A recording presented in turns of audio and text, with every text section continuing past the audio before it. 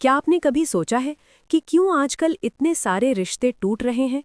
क्यों पति पत्नी के बीच का पवित्र बंधन इतनी आसानी से छिन्न भिन्न हो जाता है? क्या वो वजह सिर्फ आधुनिक जीवन की भागदौड़ है या कुछ गहरा, कुछ ऐसा पाप जो सदियों से चला आ रहा है? सोचिए, वो कौन सा कर्म है जो मन को पराई स्त्री या पराई पुरुष की ओर खींचता है? क्यों कुछ लोग अपनी खुशहाल जिंदगी को बर्बाद कर बैठते हैं सिर्फ एक पल की काम वासना के लिए? ये सवाल आपके मन में भी उठते होंगे, खासकर जब आप देखते हैं कि समाज में व्यभिचार, विश्वासघात और तलाक की दरें बढ़ रही हैं। आज हम इन सवालों का जवाब ढूंढेंगे भगवान शिव की वाणी से। सुनिए ये पौराणिक कथा जो आपकी जिंदगी बदल सकती है।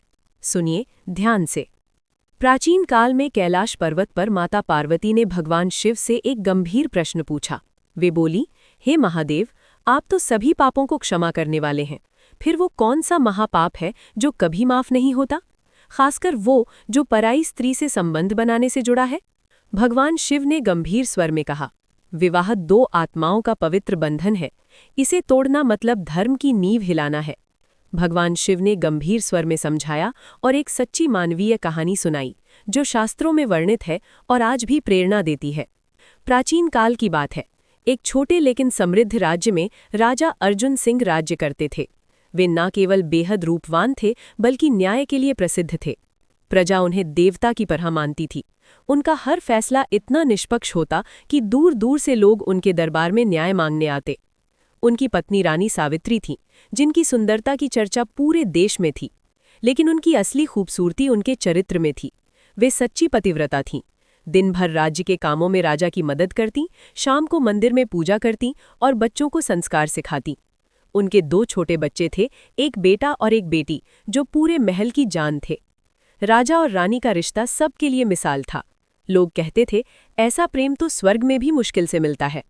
एक दिन राजा अर्जुन सिंह अपने मंत्रियों और सैनिकों के साथ शिकार पर गए। जंगल गहरा था, पक्षियों की आवाजें गूंज रही थीं। राजा ने एक हिरण का पीछा किया और काफी दूर निकल गए। थक कर वे एक नदी किनारे रुके।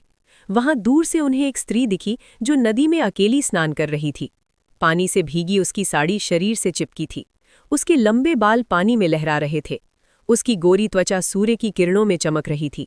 उसकी सुंदरता ऐसी थी कि राजा का मन एक पल के लिए ठहर गया। उनके दिल में पहली बार काम वासना की लहर दौड़ी। वो स्त्री पड़ोसी राज्य के एक साधारण किसान की बहू थी, जो अपने पति के साथ नदी किनारे झोंपड़ी में रहती थी। राजा ने कभी ऐसा तीव्र आकर्षण महसूस नहीं किया।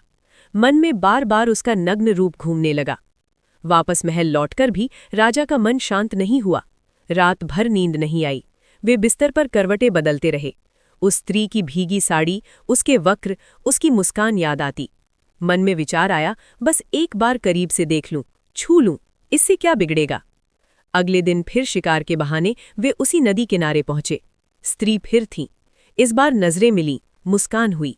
राजा ने पास जाकर बात की। स्त्री भी राजा के रूप और वैभव से आकर्षित हो गई। धीरे धीरे गुप्त मुलाकातें शुरू हुईं। जंगल के एकांत में वे मिलते। राजा उसके शरीर को छूते, आलिंगन करते। काम वासना की आग दोनों को जराने लगी। राजा उसे उपहार देने लगे, सोने के गहने, महंगे कपड़े। स्त्री भी राजा के स्पर्श और वैभव में डूब गई। राजा अपने मन को समझाते, ये सिर्फ शरीर की भूख है, मेरी सावित्री से बढ़कर कोई नहीं, किसी को पता नहीं चलेगा। लेकिन पाप छिपता नहीं। एक दिन महल की एक दासी ने राजा को उस स्त्री के साथ जंगल में देख लिया। अफवाहें महल में फैल गईं। रानी सावित्री को जब पता चला तो उनका दिल जैसे टूटकर बिखर गया। वे रात भर रोती रहीं, लेकिन चुप रहीं। उन्होंने राजा से कभी झगड़ा नहीं किया, बस मन ही मन भगवान से प्रार्थना करती, हे प्रभु, मेरे स्वामी को सद्बुद्धि दो। घर का माहौल बदल गया। पहले जहां हंसी खुशी रहती की, अब उदासी छा गई। बच्चे पूछते, माँ पिताजी उदास क्यों रहते हैं? सावित्री मुस्कुराकर टाल देती। राजा को अपराध बोध खाने लगा। उस काम वासना की आग अब उन्हें जलाने लगी। वे रातों को नींद नहीं आती। उस स्त्री का शरीर याद आता, लेकिन अब घृणा भी होती। उनका स्वास्थ्य बिगड़ने लगा। चेहरा पीला पड़ गया, वजन कम हो गया। राज्य के कामों में गलतियां होने लगी। प्रजा में अफवाहें फैली कि राजा का मन भटक गया है। व्यापारियों ने धोखा देना शुरू कर दिया। पड़ोसी राज्य ने सीमा पर हमला कर दिया। राजा की सेना हारने लगी। सम्मान जो पहले आसमान पर था, अब जमीन पर आ गया। एक दिन राजा इतने गंभीर रूप से बीमार पड़ गए कि बिस्तर से उठ नहीं पाते थे। वैद्य आए, दवाइयां दी, लेकिन कुछ फायदा नहीं। मृत्युशैया पर लेटे राजा ने रानी सावित्री को बुलाया। आंसुओं से भरी आंखों से बोले, हे सावित्री, मैंने बहुत बड़ा पाप किया। एक पल की काम वासना ने सब कुछ छीन लिया। मुझे माफ कर दो। सावित्री ने राजा का हाथ थामा और शांत स्वर में कहा, हे स्वामी, मैंने आपको कभी त्यागा नहीं। मैं आज भी आपके साथ हूँ। आपने जो किया उसका फल आपको इस जन्म में ही मिल गया। सम्मान गया, सुख गया, स्वास्थ्य गया, लेकिन मैं अपने पतिव्रता धर्म पर अडिग रहूं। मैं बच्चों को अच्छे संस्कार दूंगी और भगवान की भक्ति में जीवन बिताऊंगी। राजा की मृत्यु हो गई। रानी सावित्री ने जीवन भर पतिव्रता धर्म निभाया, बच्चों को राजा बनाया, राज्य को संभाला और अंत में भक्ति में लीन होकर मोक्ष प्राप्त किया। स्त्री या पराये पुरुष से संबंध बनाना सबसे बड़ा विश्वासघात है। ये इस जन्म में परिवार, सम्मान और सुख छीनता है और अगले जन्मों में दुख देता है। पति पत्नी का रिश्ता पवित्र है।